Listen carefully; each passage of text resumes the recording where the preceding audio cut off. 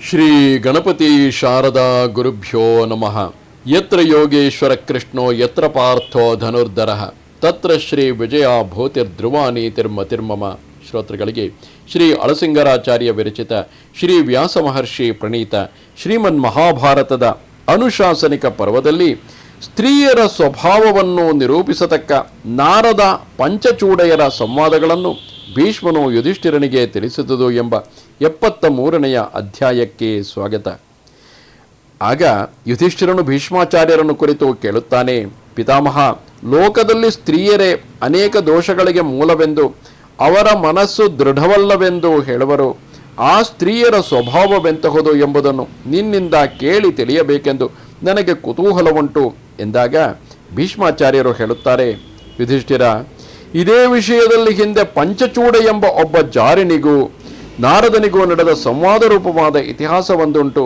ಹಿಂದೆ ಲೋಕಸಂಚಾರ ಮಾಡುತ್ತಿದ್ದ ನಾರದನು ಪಂಚಚೂಡ ಎಂಬ ಬ್ರಹ್ಮಲೋಕದ ಅಪ್ಸರಸಿಯೊಬ್ಬಳನ್ನು ಸಂಧಿಸಿದನು. ಅವಳು ಅತ್ಯಂತ ಸುಂದರವಾದ ರೂಪವುಳ್ಳವಳು. ಅವಳನ್ನು ಕಂಡೊಡನೆ ನಾರದನು, ಎಲ್ಲೋ ಅಪ್ಸರಸಿ, ನನ್ನ ಮನಸ್ಸಿನಲ್ಲಿ ಒಂದು ಸಂಶಯವುಂಟು, ಅದನ್ನು ನೀನು ಪರಿಹರಿಸಬೇಕು ಎಂದಾಗ ಆ ಅಪ್ಸರಸಿಯು, ಮುನೀಂದ್ರ, ನನಗೆ ತಿಳಿದಿದ್ದರೆ, ನಾನು ಹೇಳತಕ್ಕ ವಿಷಯವಾಗಿದ್ದರೆ ಅವಶ್ಯವಾಗಿ ಹೇಳುವೆನು ಎಂದಳು. ಅದಕ್ಕೆ ಆ ನಾರದರು, ಎಲೆ ಭದ್ರೆ, ನಿನಗೆ ತಿಳಿಯದ ಸಂಗತಿಯನ್ನು ನಾನು ಎಂದಿಗೂ ಕೇಳುವವನಲ್ಲ. ನೀನು ಹೆಂಗಸಾದುದರಿಂದ ಸ್ತ್ರೀಯರ ಸ್ವಭಾವವೆಂತಹುದು ಎಂಬುದನ್ನು ನಿನ್ನಿಂದ ತಿಳಿಯಬೇಕೆಂದಿರುವೆನು ಎಂದನು. ಅದಕ್ಕೆ ಆ ಪಂಚಚೂಡೆಯು, ಓ ದೇವರ್ಷಿ, ನಾನು ಹೆಂಗಸಾದುದರಿಂದ ಹೆಂಗಸರನ್ನು ದೂಷಿಸುವುದು ನನಗೆ ಯೋಗ್ಯವಲ್ಲ. ಅವರ ದೋಷವನ್ನು ನನ್ನ ಬಾಯಿಂದ ಹೇಳಲಾರನು. ಸ್ತ್ರೀಯರೆಂದರೆ ಯಾರು, ಅವರ ಸ್ವಭಾವವೆಂತದು ಎಂಬುದು ನಿನಗೂ ತಿಳಿಯದೇ ಇಲ್ಲ.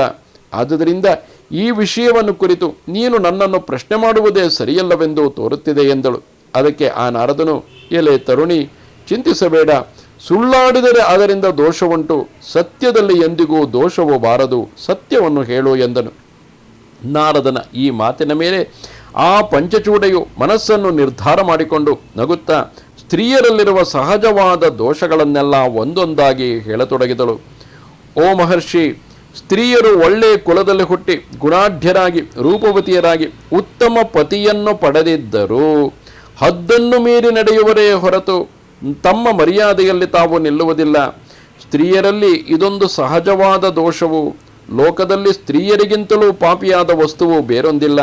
ಎಲ್ಲ ದೋಷಗಳಿಗೂ ಸ್ತ್ರೀಯರೇ ಮೂಲವೆಂಬುದನ್ನು ನೀನು ಬಲ್ಲೆ. ಸ್ತ್ರೀಯರು ತಮಗೆ ಒಳ್ಳೆ ಐಶ್ವರ್ಯವಂತನೂ ರೂಪವಂತನೂ ಆದ ಪತಿ ಇದ್ದರೂ ಅವನು ತನ್ನ ಮಾತನ್ನು ಮೀರದೆ ನಡೆಯತಕ್ಕವನಾಗಿ ತನಗೆ ವಶಪಟ್ಟಿದ್ದರೂ ಅಂತಹ ಪತಿ ಇಲ್ಲದ ಸಮಯದಲ್ಲಿ ಅವರ ಮನಸ್ಸನ್ನು ರಕ್ಷಿಸುವುದು ಸಾಧ್ಯವೇ ಅಲ್ಲ. ನನ್ನಂತಹ ಸ್ತ್ರೀಯರಲ್ಲಿ ಕಂಡುಬರತಕ್ಕ ಪ್ರಬಲವಾದ ದೋಷವೆಂದರೆ, ನಾವು ಕೇವಲ ಪಾಪಿ ಮನುಷ್ಯರನ್ನು ಕೂಡ ನಾಚಿಕೆ ಇಲ್ಲದೆ ಸೇವಿಸುವೆವು. ಒಬ್ಬ ಮನುಷ್ಯನು ಒಬ್ಬ ಸ್ತ್ರೀಯನ್ನು ಬಯಸಿ ಅವಳ ಬಳಿಯಲ್ಲಿಯೇ ಇದ್ದುಕೊಂಡು ಅವಳಿಗೆ ಅಲ್ಪ ಸ್ವಲ್ಪ ಸೇವೆಯನ್ನು ಮಾಡಿದರೂ ಆ ಸ್ತ್ರೀಯು ಅವನನ್ನೇ ಪ್ರೀತಿಸಿ ಸೇವಿಸುವಳು. ತಮಗೆ ಇತರ ಪುರುಷರು ಬೇಡವಾಗಿದ್ದರೆ ಮತ್ತು ಅಥವಾ ಸುತ್ತಮುತ್ತಲಿನ ಪರಿಜನರ ಭಯವಿದ್ದರೆ ಆಗ ಸ್ತ್ರೀಯರು ವಿಧಿಯಿಲ್ಲದೆ ತಮ್ಮ ಪತಿಗೆ ಅಧೀನರಾಗಿರುವರು. ಸ್ತ್ರೀಯರಿಗೆ ಮರ್ಯಾದೆ ಎಂಬುದೇ ಇಲ್ಲ. ಅವರಿಗೆ ಸೇರಬಾರದ ಪುರುಷನಿಲ್ಲ. ಅವರು ಪುರುಷನ ವಯಸ್ಸೆಷ್ಟು ಎಂಬುದನ್ನು ಗಮನಿಸುವುದಿಲ್ಲ.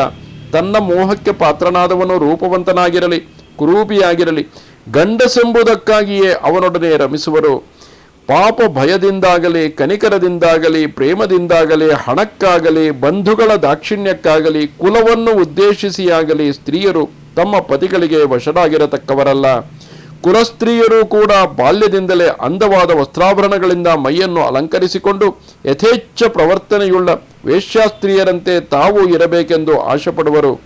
ಪತಿಯು ತಮ್ಮಲ್ಲಿ ಬಹಳವಾಗಿ ಪ್ರೀತಿ ಗೌರವಗಳನ್ನು ತೋರಿಸುತ್ತಿದ್ದರು. ಅತಿ ಪ್ರೇಮದಿಂದ ಅವರು ತಮ್ಮನ್ನು ಕಾಪಾಡುತ್ತಿದ್ದರು. ಕೆಲವು ಸ್ತ್ರೀಯರಿಗೆ ಕುಡುಕರು, ಕುರುಡರು, ಕುಂಟರು, ಮೂಢರು, ಗೂನರು ಆದ ಇತರ ಪುರುಷರಲ್ಲಿಯೇ ಆಶೆ ಹುಟ್ಟಿ ಅವರಲ್ಲಿ ಸೇರುವರು. ಅದಕ್ಕಿಂತಲೂ ಹೀನರಾದ ಮನುಷ್ಯರನ್ನು ಅವರು ಕಾಮಿಸುವುದುಂಟು. ಮುಖ್ಯವಾಗಿ ಲೋಕದಲ್ಲಿ ಸ್ತ್ರೀಯರಿಗೆ ಸೇರಬಾರದವನಿಲ್ಲ. ಕಾಮಾತುರವುಳ್ಳ ಸ್ತ್ರೀಯರು ತಮಗೆ ಪುರುಷನು ಎಲ್ಲಿಯೋ ಲಭಿಸದಿದ್ದಾಗ ತಮ್ಮಲ್ಲಿಯೇ ಒಬ್ಬರಿಗೊಬ್ಬರು ಅನ್ಯೋನ್ಯವಾಗಿ ಕೃತ್ರಿಮ ಲಿಂಗವನ್ನು ಕಲ್ಪಿಸಿಕೊಂಡು ಮೈಥುನದಿಂದ ಕಾಮಾತುರವನ್ನು ತೀರಿಸಿಕೊಳ್ಳಲು ಪ್ರಯತ್ನಿಸುವರು. ಸ್ತ್ರೀಯರು ತಮ್ಮ ಪತಿಗೆ ಅಡಗಿರುವುದೇ, ತಮ್ಮ ಪತಿಯ ಆಳ್ವಿಕೆಗೆ ಒಳಪಟ್ಟಿರುವುದೇ ದುರ್ಲಭವು.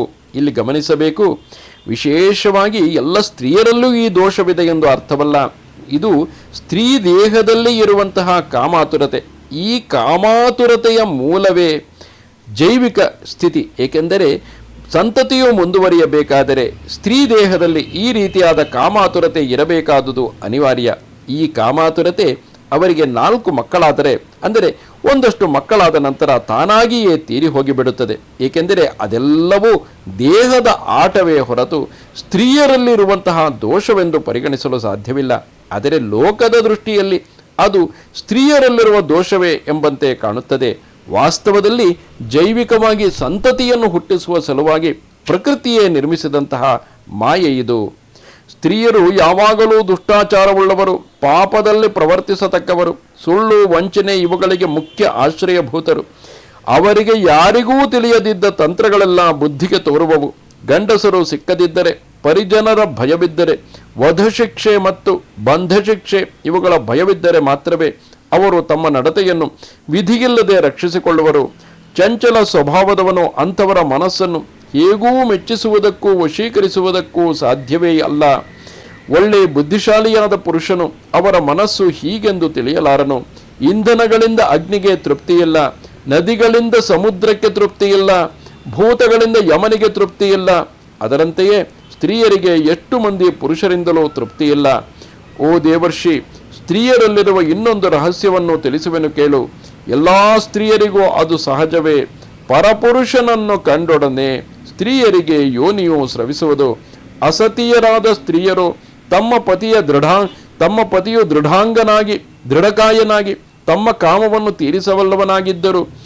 ಅವನು ತನ್ನಲ್ಲಿ ಎಷ್ಟೇ ಪ್ರೀತಿ ಗೌರವಗಳನ್ನು ತೋರಿಸುತ್ತಿದ್ದರು, ತನ್ನನ್ನು ಎಷ್ಟೇ ಚೆನ್ನಾಗಿ ಕಾಪಾಡುತ್ತಿದ್ದರು, ಆ ಗಂಡನಲ್ಲಿ ವಂಚನೆ ಇಲ್ಲದೆ ನಡೆಯುವುದಿಲ್ಲ. ಆ ಸ್ತ್ರೀಯರಿಗೆ ರತಿಯಲ್ಲಿರುವ ಆಶೆಯು ಎಂತಹ ಇತರ ಭೋಗಗಳಲ್ಲಿಯಾಗಲಿ ಒಡವೆ ವಸ್ತುಗಳಲ್ಲಿಯಾಗಲಿ ಇರುವುದಿಲ್ಲ. ಯಮನು, ಮೃತ್ಯು, ಅಂತಕನು, ಪಾತಾಳದಲ್ಲಿರುವ ಬಡಭಾಗ್ನಿ, ಕತ್ತಿಯ ಅಲಗು, ಬೆಂಕಿ, ವಿಷಸರ್ಪ ಇವೆಲ್ಲ ಸೇರಿ ಒಂದು ಪಾಲಾದರೆ ಸ್ತ್ರೀಯರೇ ಒಂದು ಪಾಲೆಂದು ತಿಳಿ.